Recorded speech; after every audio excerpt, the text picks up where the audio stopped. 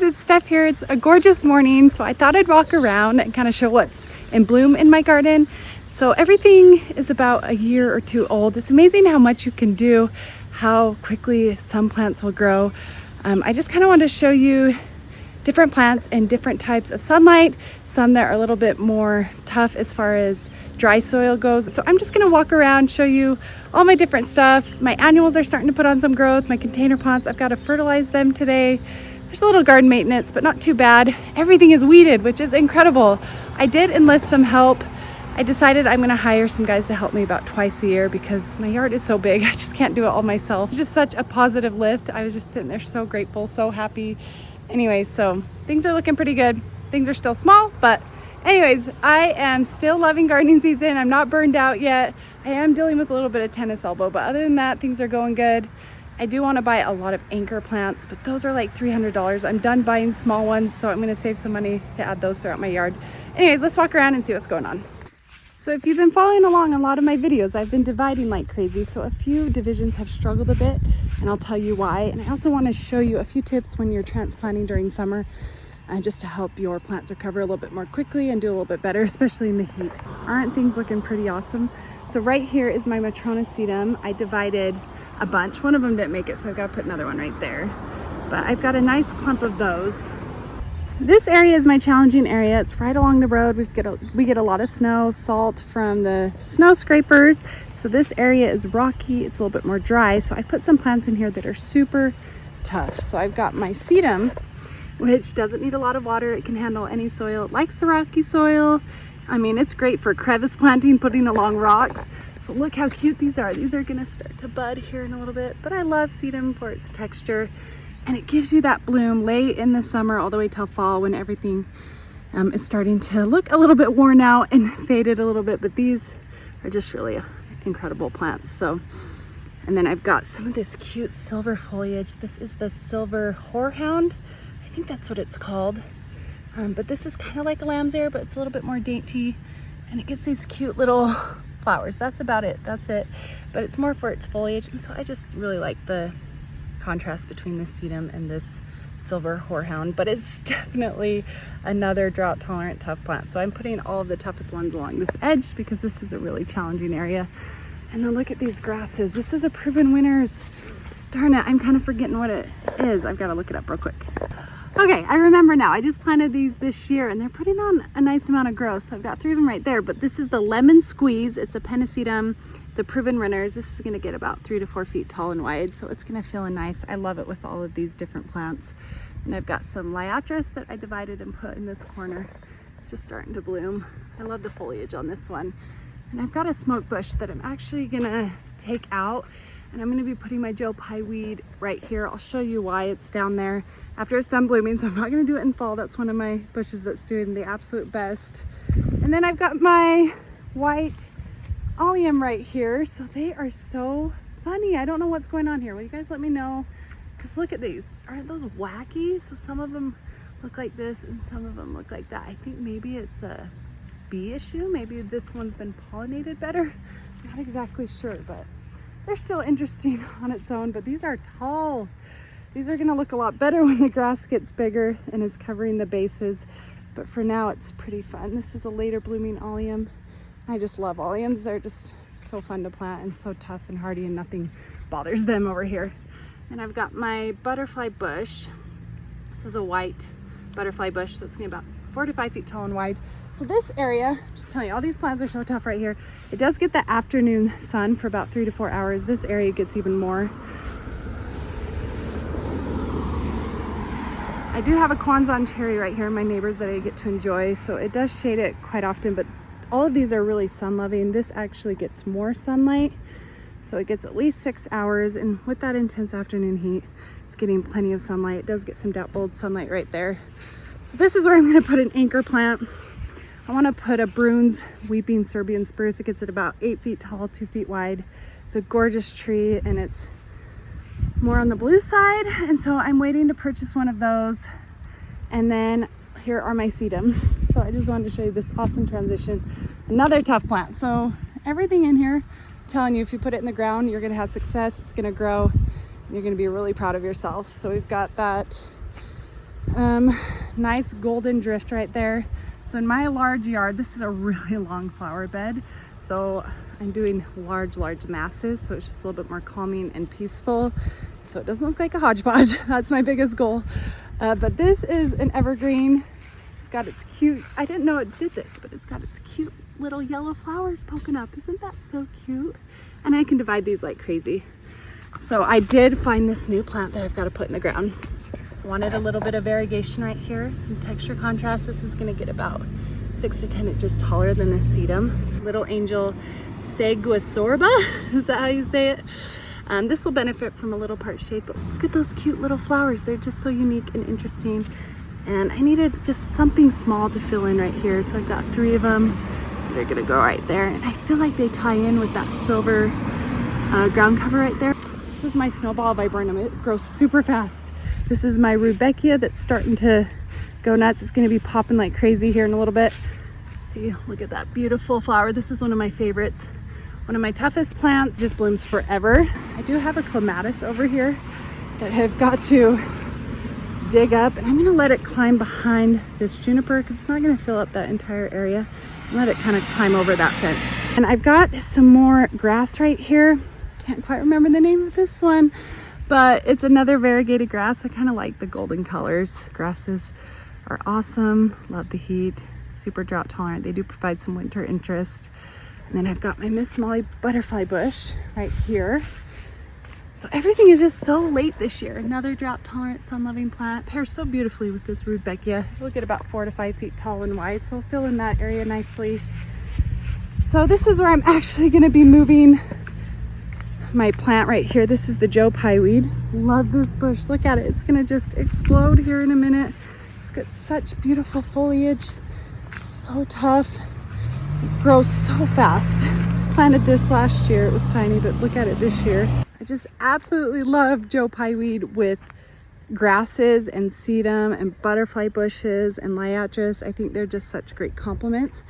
And so I also think it's going to be perfect for the size right there, and it's going to get enough sunlight down there. So I'm going to put this where that Winecraft black smoke bush is. It's just not very happy right now, right there. I don't think it's getting enough sun, and the Joe Pye weed can handle a little bit of part sun. So I just think it's going to look better over there.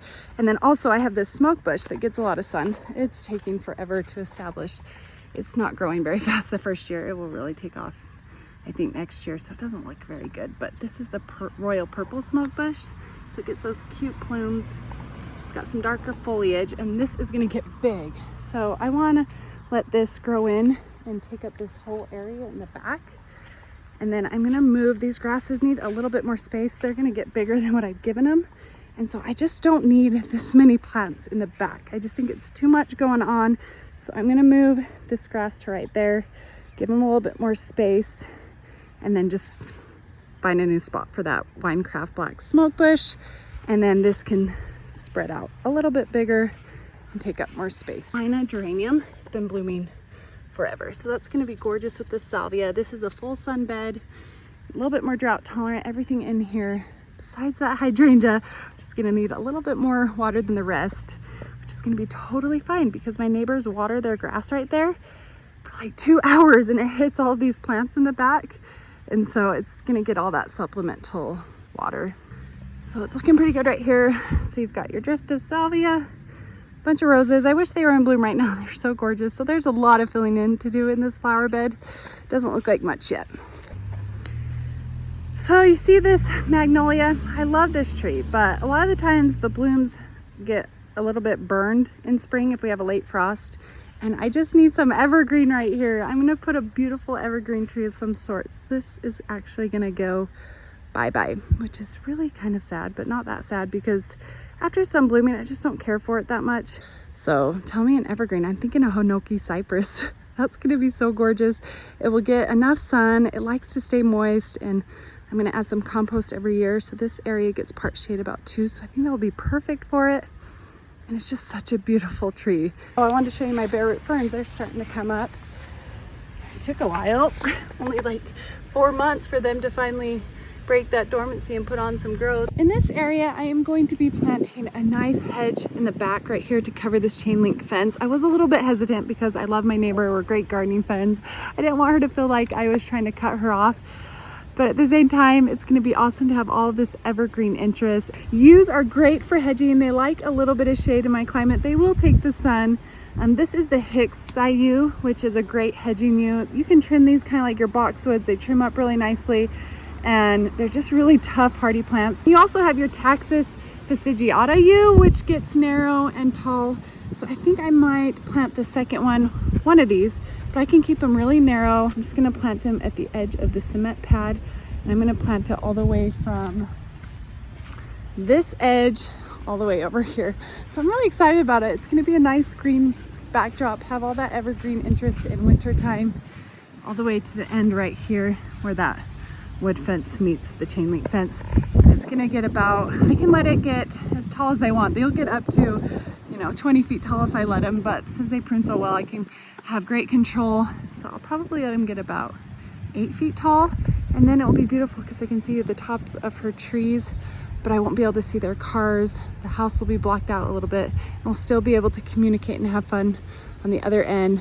We walk into each other's yards all the time anyway. So I'm creating a lot of height, blocking out unsightly views that just don't make me feel like I'm in my own little gardening oasis. But that's gonna be a lot of Hicksii yews. I'm guessing at the minimum 18, but if we wanna get it really nice and formed quickly, it could be up to 30. So this red forest pansy gets about 20 to 25 feet tall and wide. So we'll raise that canopy and let it get a little bit taller. Right now it needs some pruning. It's just going nuts. It's just so happy in this spot. All that moisture. I get so many compliments on this tree. Look at the heart shapes. Isn't that so cool? It's almost lily season. I cannot wait to show you when all of these start to pop up. These are some gorgeous lilies. And then the catmint is still going strong. This Entranthus is wild. It's been blooming for months now, and it actually smells really good. This is one of my biggest pollinator magnet. Then my alliums, summer beauty alliums, are starting to go nuts. They're gonna be out here in a little bit. I'll have to do another tour, but these are all the plants I wanted to show you that I planted this year. This is that purple liatris, kobold. I divided all of these. I just want to show you how good they're bouncing back from being divided. So then I've got those coneflowers that I divided. This Coreopsis mouse ears is gonna fill in all throughout the front edge of this border. This is the Magnus coneflower. And so these are all really great companion plants. Your phlox, your liatris, and your coneflower. So they're gonna fill in and kind of blend in together nicely. My limelight hydrangeas are doing great back here. The penstemon is so tall and top heavy. Some of the leaves are starting to break. The chickens, I did have one right there, but they kind of annihilated it. So I think as they get older, I won't have to stake them, but they are reaching for the sun. So I might end up staking them for that reason. See, look at this, gets like afternoon sun from about 2 to 6. And so they're reaching, and look at this tiger lily. So I'm probably gonna stake these for sure. So I keep them a little bit taller. They do get plenty of sunlight, but in the mornings, they just want more apparently. So my glossy buckthorn is looking so much better this year. I wasn't sure if I loved it, but it's put on some height and the shape is so nice. So I think it's gonna stay. Okay guys, this is the area that I totally remodeled. I wanted to show you the growth of these annuals in about 1 month. Has it been a month since I showed you this? The salvia blue is taken off. And then my profusion white zinnias are about ready to pop. I'm gonna give a later tour when everything really fills in and is going crazy. And then that Gumfrina is starting to grow a little bit. That hyacinth bean that I grew in the greenhouse is putting on some growth. So this is looking really good. The salvia are yet to get that big yet. The black and blue, they will, and they're gonna have a lot of blooms, but they have a ways to go. That black beauty elderberry is just getting bigger and bigger every day. So this is still kind of waiting to really fill in, but I had to show you my incredible hydrangeas. They're out. And then I've got a lot of annuals in here that are gonna be pretty here in about a month and a half, but look at them. They're so happy. I do have to water these a lot more than everything else in my yard. They do droop with the heat if I don't water them a lot. But I also don't think they love the intense heat, so they kind of droop and kind of like protect themselves, and then they perk right back up when the sun moves. So I don't really look at them when they're drooping, but that's not very often. That's only like, they don't do that very long throughout the day. It's only about 2 to 3 hours when that intense heat comes out. But look at it. They've really filled in, putting on a ton of growth. So these can handle bouncing back from rainstorms and water better than your Annabelle. Boxwoods are getting bigger. I do think this is from the windstorm right here. We've had a lot of wind. Let me remove that. This is ornamental clover. And it's been blooming forever, and it's putting growth on so quickly.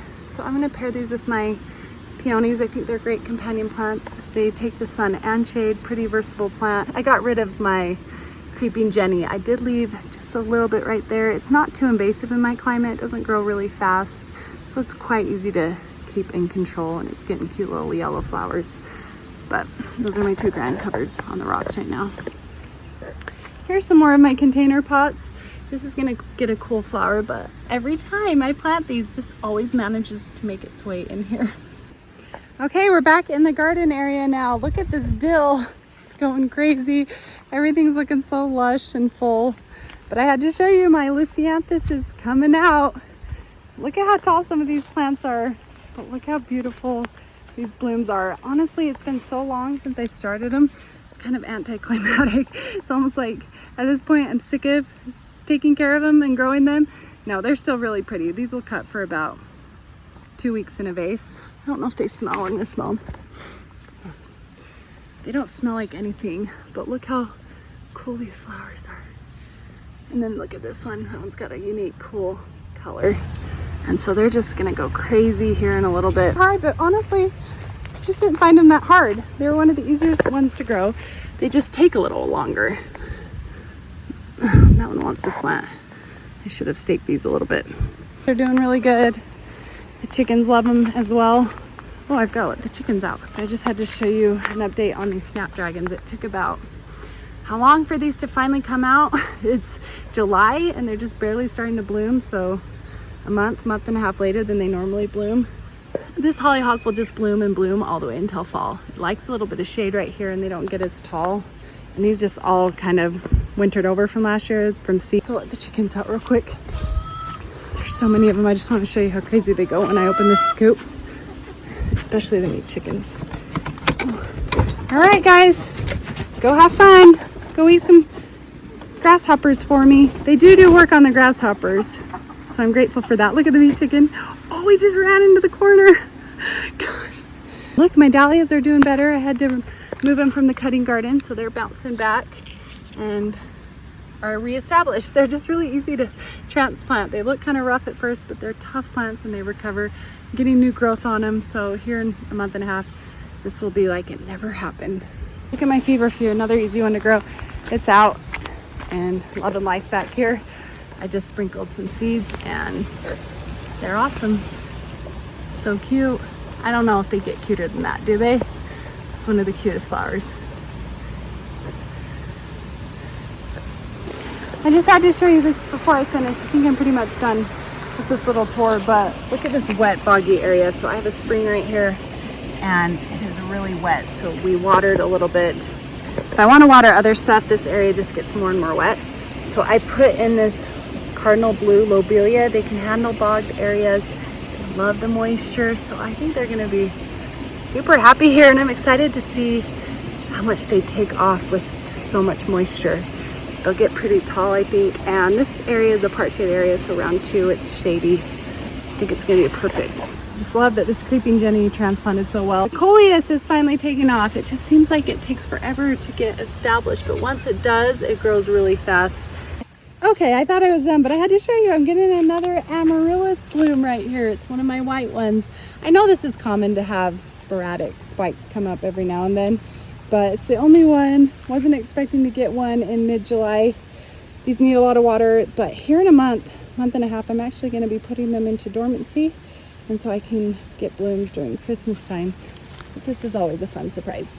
All right, guys, I hope you like this little tour. Apricots are starting to turn orange. They're so good this year. I've been enjoying them. I'm excited for the tomatoes. Those are gonna be coming out soon. It's very exciting to see some things mature and to see some of my hard work paying off. I know a lot of it still has to fill in, and it's just gonna get prettier and prettier. My yard's gonna be continually transforming. So thanks for supporting my channel. I'm excited to show you all the updates, and I hope you guys are having a great time in your own gardens. Thanks for supporting, and I will talk to you later. Bye.